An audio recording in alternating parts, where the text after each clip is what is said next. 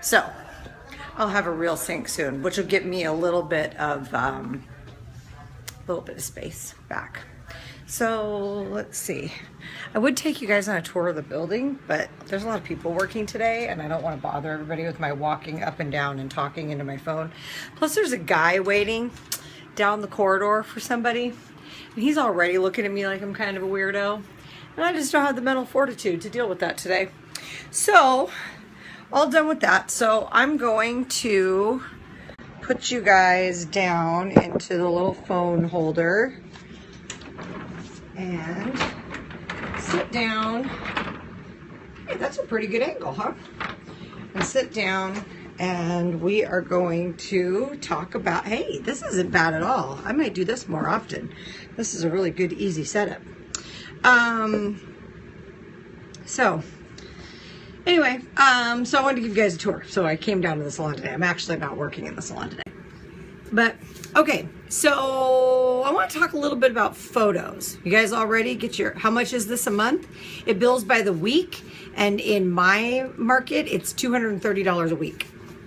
So, yeah, it's expensive. But I'm kind of digging the by the week thing. Because, you know, we as nail techs, we live by the week, right? We live and die by the week. We have our work week and we have, you know, we do all of our online booking or whatever is by the week, and we buy our supplies, and you know what I mean? Like, we kind of live and die by the week. And so the weekly thing so far has been really super convenient, and they automatically drop my bank account. So I don't even have to remember to write a check or drop something off. Just every Monday, my rent payment for that week comes out. And so I and it's completely inclusive. It's my $230 a week, covers everything. So that's pretty cool. Like, I dig it. And it was nice the other night when I was done with clients, I did some laundry in the back and made dinner in the microwave in the break room. And so you don't have to stay in your little cubby hole here. Yes, I am the only nail tech in this location.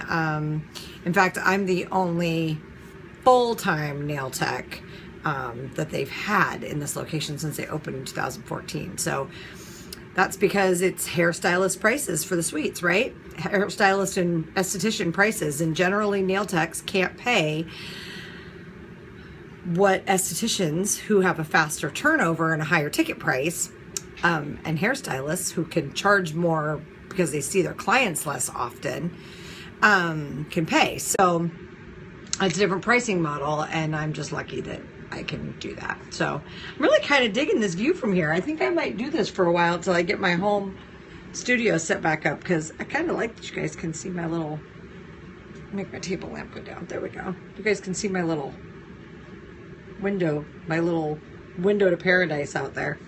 Makes me happy. And looking at my little spa chair behind me too. Makes me happy.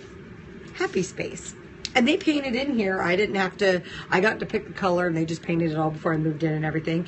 And the ventilation in here is kick ass. So it's like almost like a negative pressure system where there's 30 suites in here.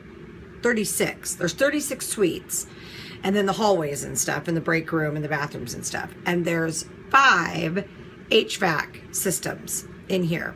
So for one, the spa and the hallways are all on their own, so that air doesn't mix with anybody else's air, which is cool. Andrea says, I love that so much better than having all this overhead with your own salon. Yeah, it's more expensive, but it's definitely more convenient, right? Nail Candy Kate says that's a smart building design, right? So even if my smell was a problem, it would only be a problem for about 7 or 8 people, which is really nice. But I gotta tell you, so basically what happens is the HVAC system takes in fresh air. It pumps through each suite. So every suite, it goes in and it comes out. and then it goes to the next suite, in, out, in, out, in, out, until it gets to the outside, and then it vents to the outside. So because of that, like, I'll periodically, and I can adjust it. It's pretty high right now. I don't know if you guys can hear it. I can adjust it, but I've just left it the way it is because it's working, and so I'm hesitant to change it. But so if like somebody next to me is doing hair color or a perm, I can smell it, but only for about 5 minutes, and then it's pushed through, which is super cool. So I can only assume, and when I saw that next door to me is a barber, and she has lots of male haircut clients. Like I watch people come and go from her suite all the time. And so I thought, oh great, of course, I'm next to the suite that has a bunch of men, right? Of course, right? Why wouldn't I be? But I gotta tell you, the smell moves through so fast, and they're in a double that they share. There's 2 girls in there. I don't know that it even hangs out long enough for it to be an issue. So I asked my landlord, and I've just been doing nails like normal, and in 2 weeks, my source capture system will not work. So if anybody local to Washington wants to try their hand at fixing a Aerovex source capture system, you can call Jeff Cardarella as his tech, and they'll help walk you through fixing it. I don't have the floor space now, so I don't even know that I'm gonna fix it. But if somebody wants to come pick it up for me for like $100, I'll take it. It doesn't work. I don't know. We don't know why. It stopped working a while. It might be a fuse. A while back, one of my prior landlords unplugged all of my stuff while it was on, and after that my Aerovex would never come back on. So, and it's out of warranty, so you know, what do you do, right?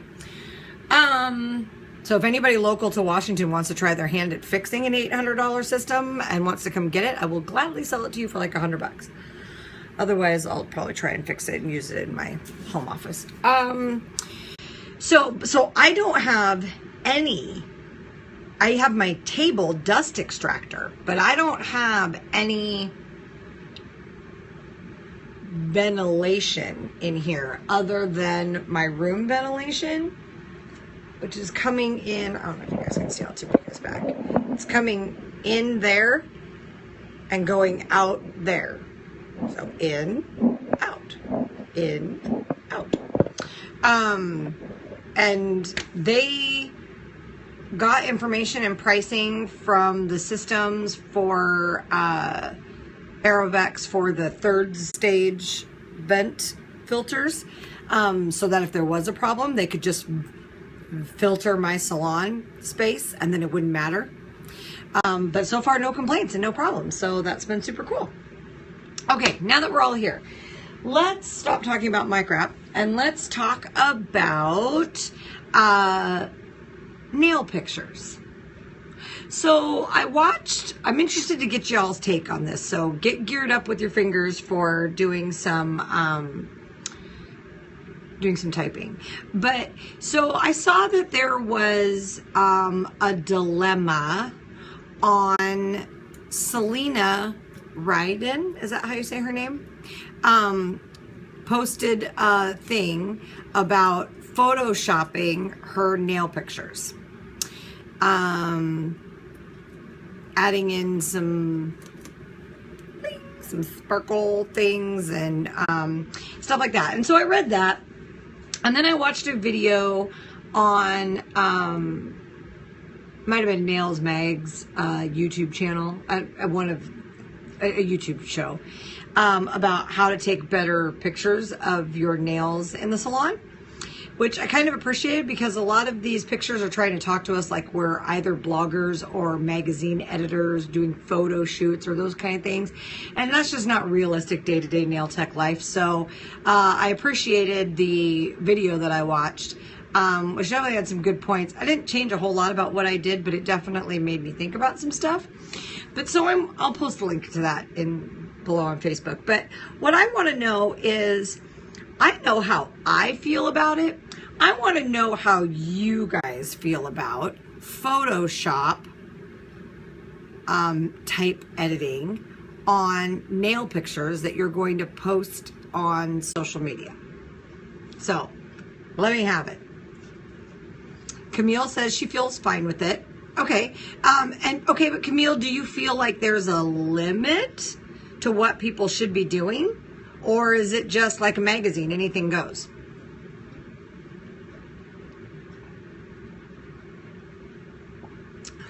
This is pretty good. I know you guys are typing. Want me to sing the Jeopardy song again? Na, na, na. Kate says, I'm fine with it as long as you are not using it to alter your work. That's a good point, Kate. Andrew says, I think Photoshop I wouldn't use. I want to show how my clients' nails look like, honestly. And Perfectly Polished says, definitely no changing your work. Andrew says a couple stars are okay. Camille agrees with Kate. And, and Jer Bear says, depends on the edits. Yeah, that's kind of how I feel, Jerry. Nails by Katie says, I don't care as long as it does not change what it would look like in real life. Camille says she likes to adjust the light. And Julia from New Zealand says, I love to see pretty nail pics like browsing in a magazine. So, and Andrea agrees with Nails by Katie. So, you guys are kind of in a similar spot to where I am. I don't think I'm okay with something that alters the substance of the work. So like in marketing, right? And this is a fine line. In marketing, I'll talk about that in a second. Kate says, lighting, focus, color correction, etc. are all good. Maybe smoothing out skin a little. Yeah. I don't know how I feel about that. Nails by Katie says, I use it to make the colors pop and increase clarity. See, I use filters for that. And Julia says, I only look at the pics for inspiration anyway. That's a fair point, Julia. Okay, so at least in the United States, marketing rules say that you can, it says as long as it helps to focus on the nail work done, that's what people want to see anyway. Right. So you can, for the purpose of a photo, Nails by Katie D, I just use Instagram editing tools, right? That's what I do too. I just use Instagram also. And I don't even really use that many. I basically just use filters. So like if you're looking at a commercial for breakfast cereal. Okay. Hi, Kate. Kate's client's here. Well, they're not here. Although here would be cool because I'd love to see Kate. So say you're advertising a breakfast cereal. And Jer Bear says the sparkle bling is clever. I want to learn that.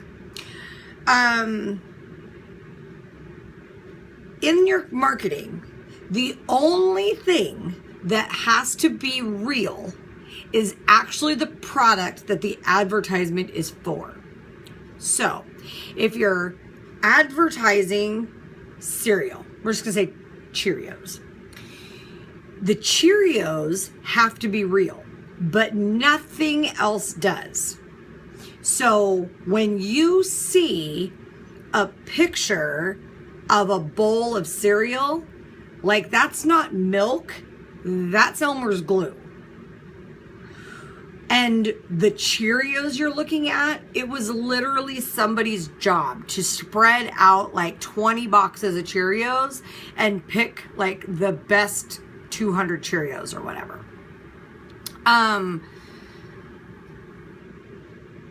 Everything else can be fake. The orange juice can be orange tinted water, milk, whatever. You know, like everything else can be fake. So Camille says, interesting, thanks for the marketing rules. Nails by Katie says, I hate seeing nail ads where it looks like the nail was copy and paste onto the finger. Right. And here's a perfect example of that. I'm going to grab it from right here. This, if you remember this was all the marketing we got when shellac came out. Now look at that. Really? Really? Come on now. So we've got a photoshopped light line.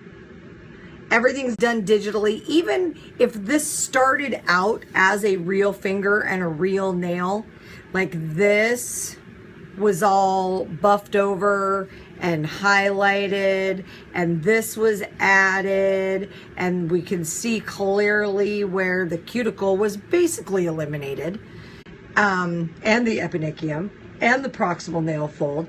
And so here's my point.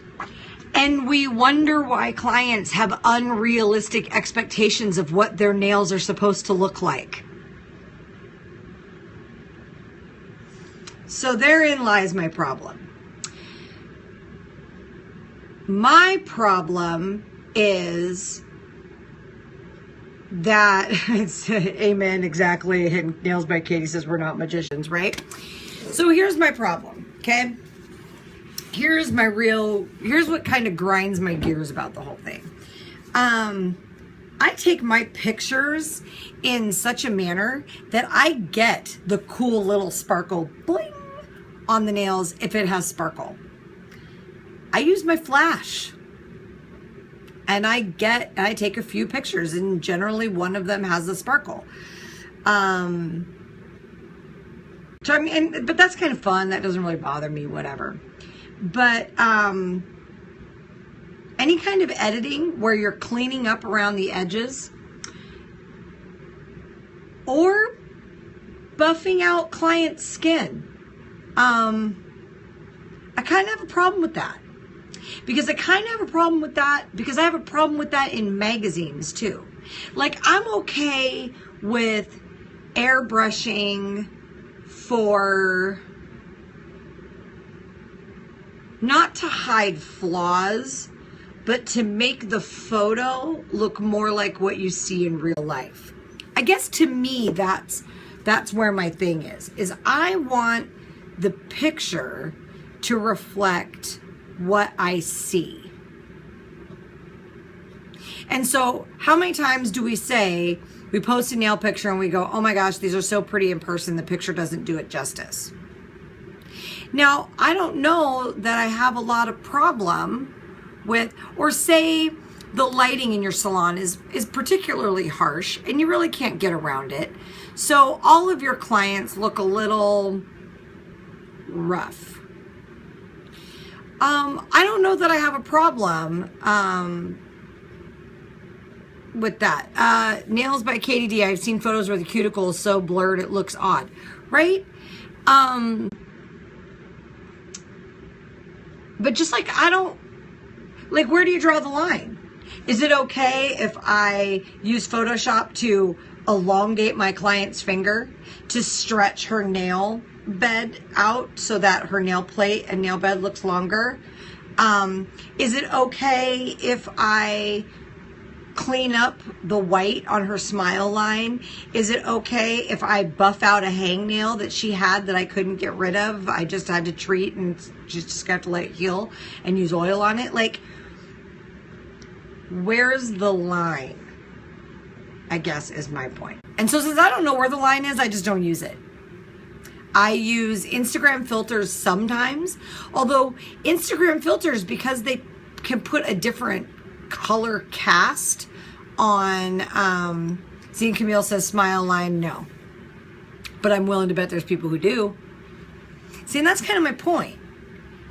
If we want truth in advertising, that's too much brain damage, right?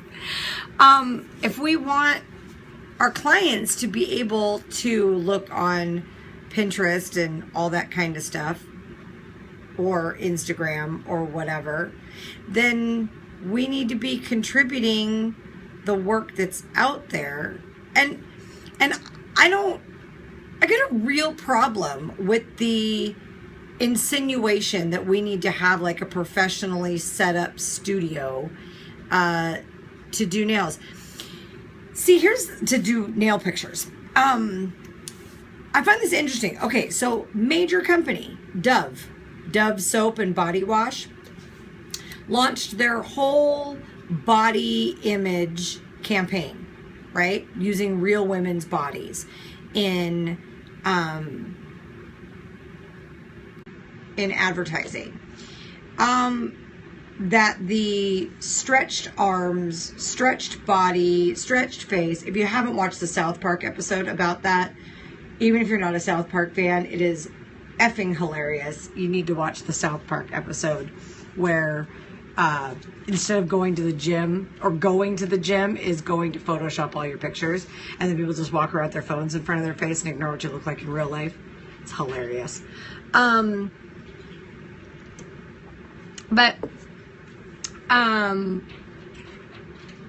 like I'll use Instagram filters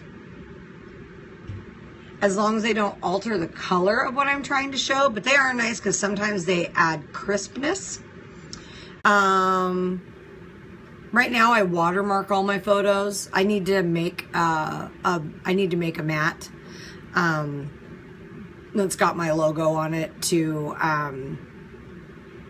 start taking nail pictures, because that will be easier. It alleviates a step. Andrea, I use line camera. Nails by KD, I just placed my business card next to the nails. Yeah, I mean, there's all that too. By the way, if you guys want to check out and see what kind of pictures I'm talking about, you can go on Instagram. I'm at Nails Over Coffee. Follow me on there.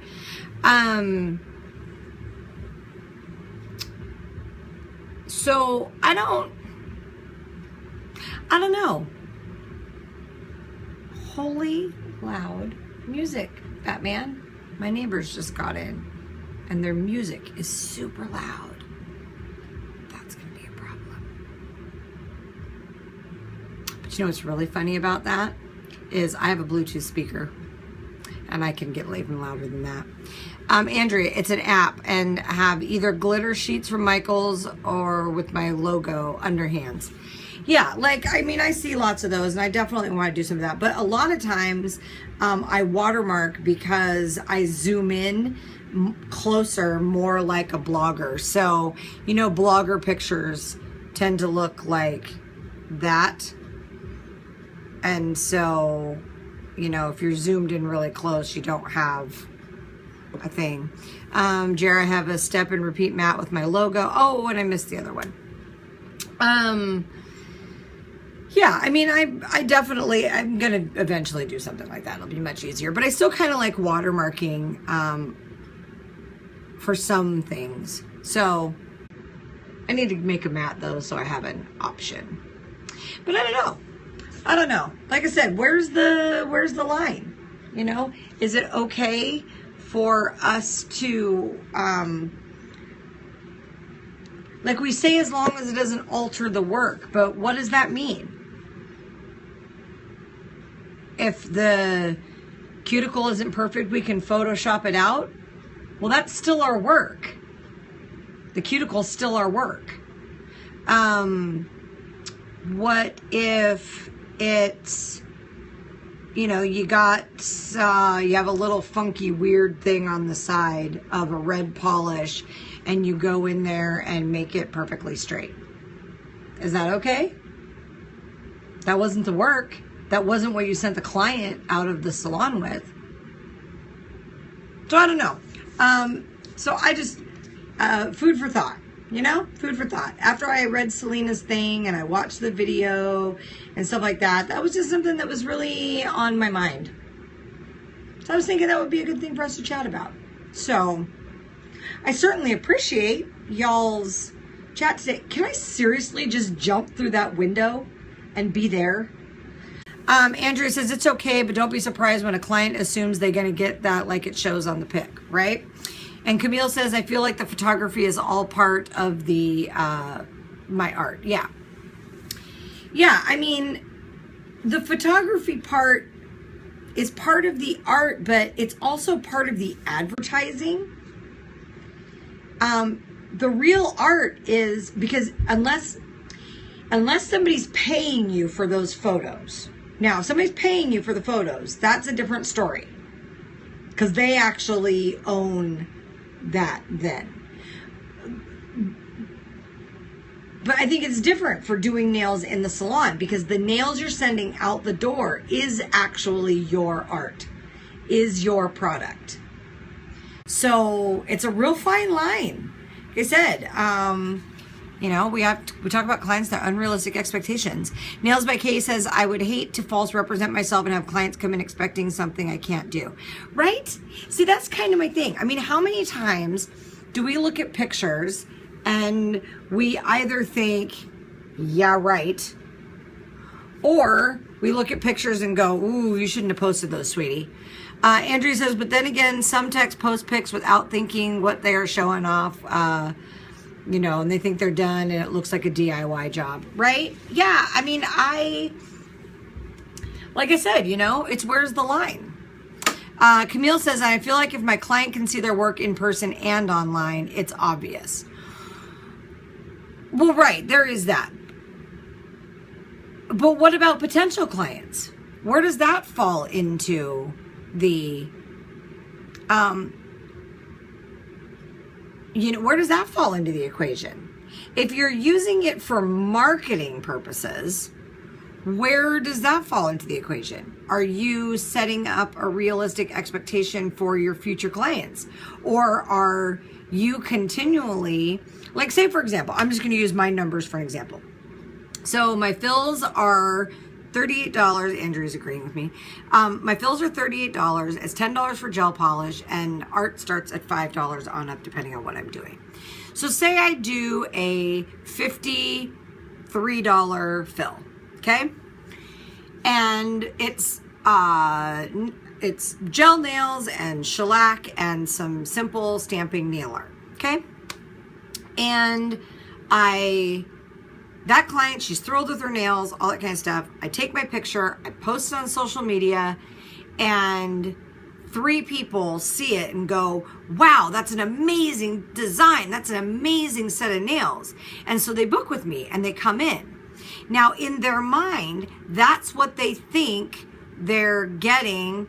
Camille says, I hope I never have to Photoshop my work more for lighting or an artifact, right? So what they're thinking, what's in their mind of what they're getting for that $53.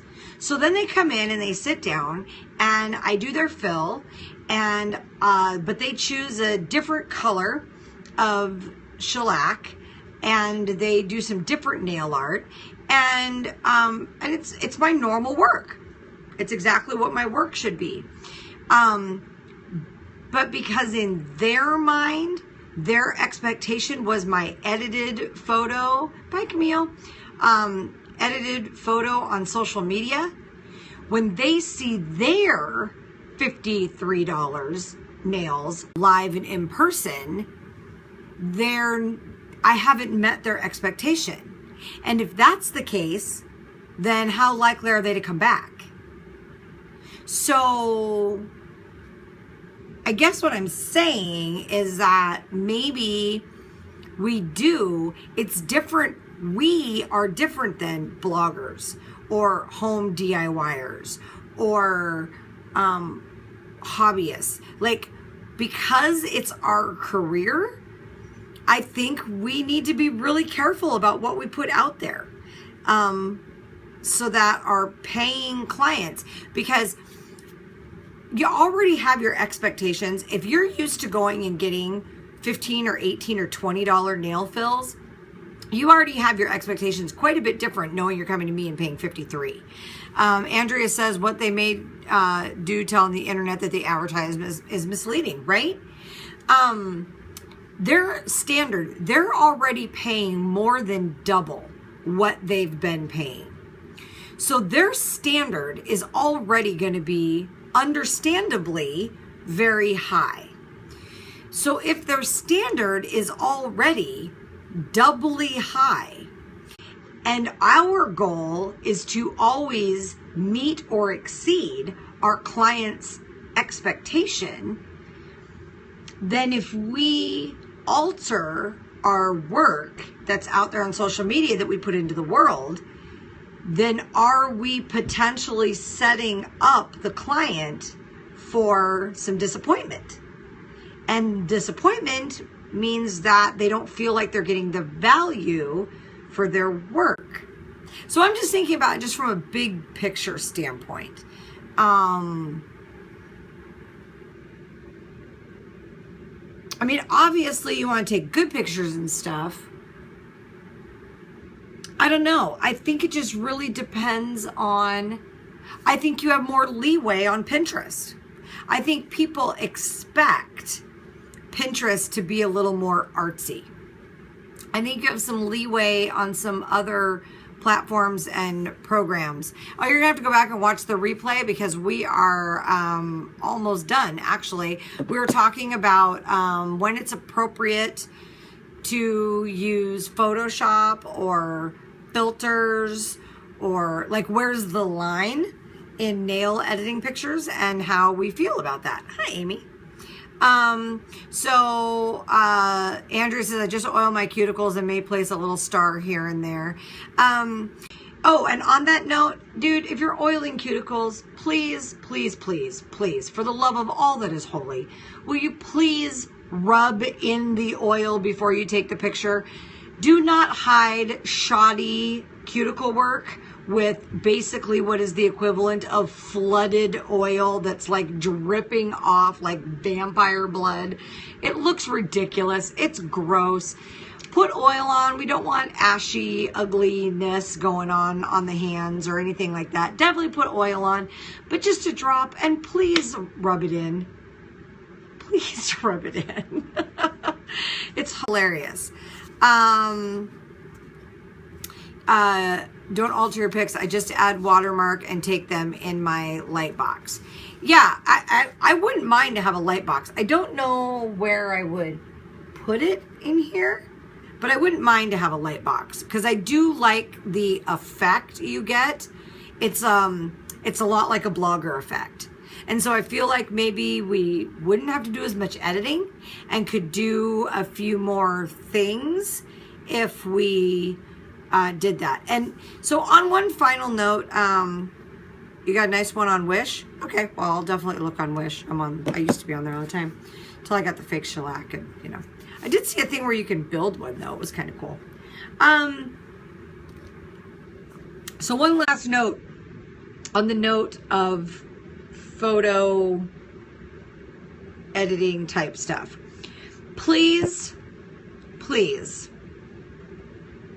please, please objectively evaluate your work. Yes, it's called the Lightbox, Andrea.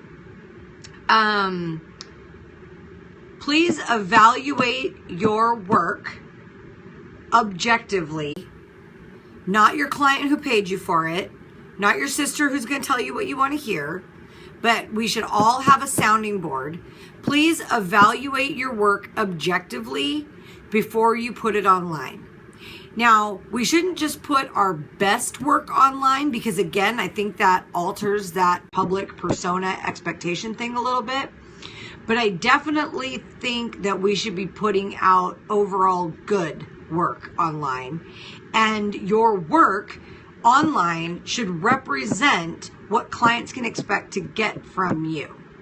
So if you go back and look at old pictures, and if you look at some pictures and look at them objectively, like you were looking at somebody else's work, is the angle flattering that it shows off the shape of the nail, like the coffin nails really look coffin?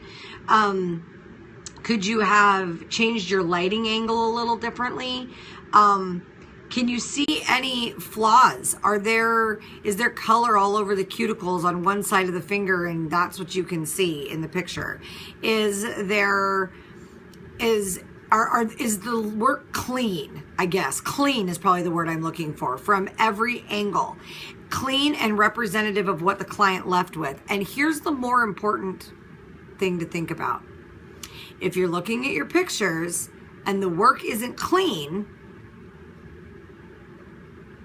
then you need to evaluate what you're giving your clients in real life.